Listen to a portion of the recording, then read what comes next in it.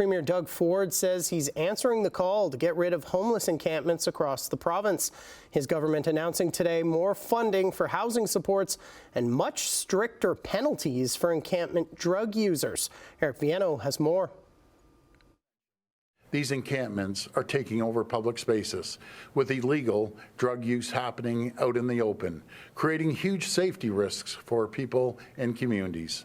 Enough is enough. Joined by some of the mayors who asked him to crack down on encampments, Ford introduced a set of measures he says will address and dismantle them. These include fines of up to $10,000 and up to 6 months in prison for people who repeatedly use illegal drugs in parks and public spaces. I don't direct the police, I don't direct the courts, but this is going to give them the tools to make sure that people aren't using illicit drugs, heroin, cocaine, fentanyl, all the heavy drugs and the needles that they're leaving outside the parks that kids play in. The province says those tools will come from amendments to the Trespass to Property Act that will allow police to stop drug use or get people to leave the public spaces. Ford also said the government will invest more in housing and homelessness and addiction recovery. Hamilton Mayor Andrea Horvath says the new funding is welcome, but that it needs to be enough to find permanent solutions. It's not just a matter of moving people, it's where do you move them to, right? And so we're hoping that the resources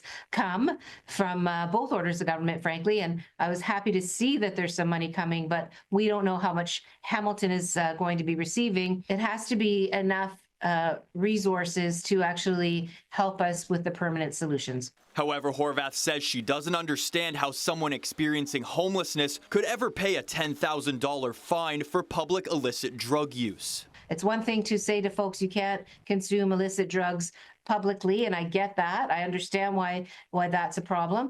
However, where is the treatment program? Where are the detox beds? Where's the mental health supports? Ford's opposition agrees. If someone has $10,000 to pay a fine, I doubt they're living in a park.